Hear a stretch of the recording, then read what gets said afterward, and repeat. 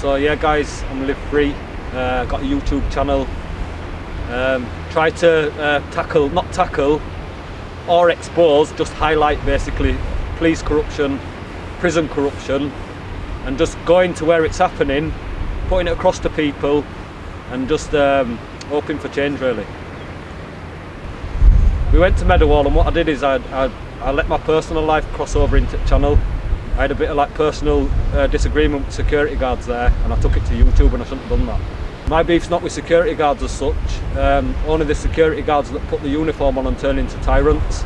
Wakefield Prison, HMP Wakefield, and it's because that were it was the start of the change to my channel. So I started off with thought that I'd be doing protests. Protests in city centres and basically standing up for working class people. Started doing that, and then I realised I had a lot of information at HMP Armley, so I went there. I didn't research that because I already had it in my head. So I did HMP Armley, and then the people responded massively. When I got that response from HMP Armley, I did a lot of research on HMP Wakefield. I went over there and just had the best interaction ever, because as soon as I got there, the guard came out and he did exactly what we're exposing, that people get a position of power and they become a tyrant. What's changed most is my attitude. So like doing what I'm doing every day, I read negative things, and it can put you in a negative mind frame. So then when you get the trolls on top of that, I had like a little bit of a breakdown where it made me look at myself a lot and what I was doing, and I realised that what I was doing was too aggressive. All the pain and anger what's inside me from what I've experienced in the system, I was taking that out on everybody, but I'm the person who says everybody's an individual, so how can I do that? So what I did is I took a big step back. To be honest, right, the trolls helped me because they made me look at myself, and without that, if everybody was just saying big up, Live Free a long way, I can't improve then, because then I'm perfect, aren't I? And then I can't improve because everybody's saying that it's perfect what I'm doing. If people are saying you're going wrong there, there and there, I can take a look at that and improve, and that's what I'm trying to do now.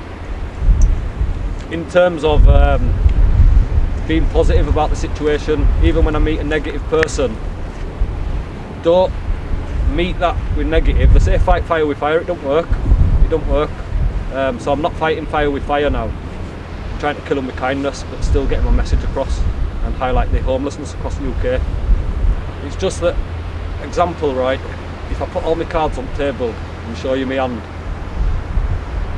you can't, there's no bluffing, there's no messing, you know, there's, like, if I tell you, like, I'm an ex-criminal, I've done wrong in my life, you can never come at me then and say, you bastard, you've done wrong. I say, I know I've done wrong, I've owned up to it, I am ashamed of it, that's the thing. It's not like I've owned up to it and I'm not ashamed. I'm highly ashamed of my past, right? But it's like my past were inevitable. It was just the path that I were on and the cycle that I were in. To me, that was the norm. It's only when you start getting in your 20s that you realise I'm living wrong. I'm in this system, I'm getting out, and it's just like drawing me back inside. I was never taught to go that way. In society, I never had somebody saying, come this way, don't do that, you're smarter than that. You know, there's that opportunities there for you, why are you doing that? Why are you stealing? Why are you being dishonest when you can? I never had that. And I truly believe if I had that, I would have gone that way. So I've been open and honest about it just so that nobody can attack me with it. I am who I am, I've made mistakes, I try to wear my heart on my sleeve, and I believe it's benefited me more than it has been negative, do you know what I mean? So just through that, nobody can come at me and start saying, look, you're a thief and I'm calling you out. And yeah, I have done wrong, but I do believe as well I've done more good things in my life than bad things. It's just the bad things get highlighted. It does affect me. It probably affects me more than it should. People tell me don't read comments, Chris, don't listen to them, but it's hard not to, especially if you've got people saying the same thing. And I believe what I've done, I've given them ammunition, I've let them know what affects me, what gets to me, and they use that against me. So yeah, I'd just say leave me alone, trolls. That's what I'd say. And that when you do leave these nasty, threatening, abusive comments, it does affect me. It's not like I'm going to say, oh, I don't care about your comments, they bounce off me, they don't, they go right through me. And it affects me, puts me down, puts me on the floor. I have these, I have dark clouds over me, depression, do you know what I mean? And when you're in one of those dark clouds, for people to be abusing you, I just don't understand where it comes from, the hatred for that. Because as much as I hate the system, I don't hate the people within the system. We're going to highlight a lot of homelessness. We've got an aftercare.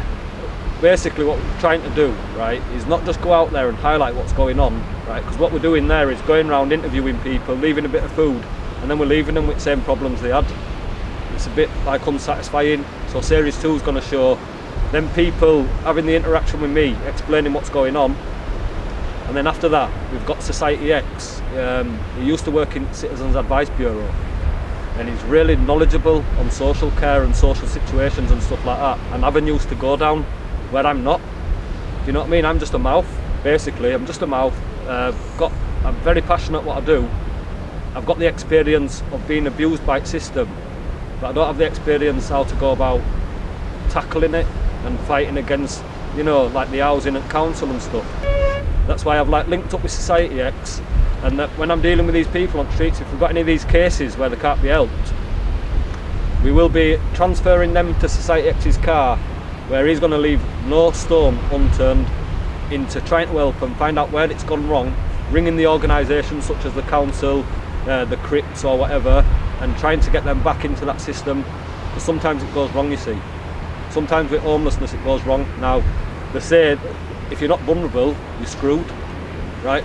But when you go to the council and you're rejected, and then you go to these organisations and you're rejected from there, when do you become vulnerable?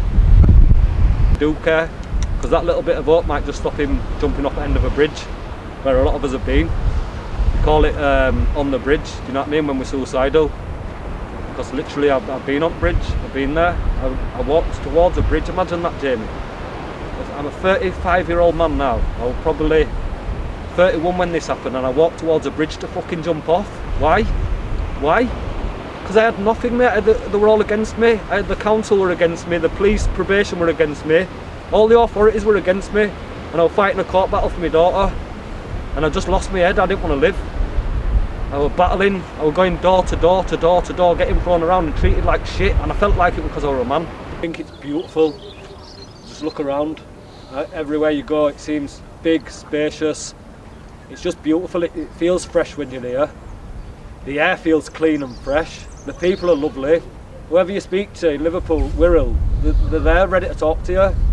They're treating you with respect, and you don't get that everywhere.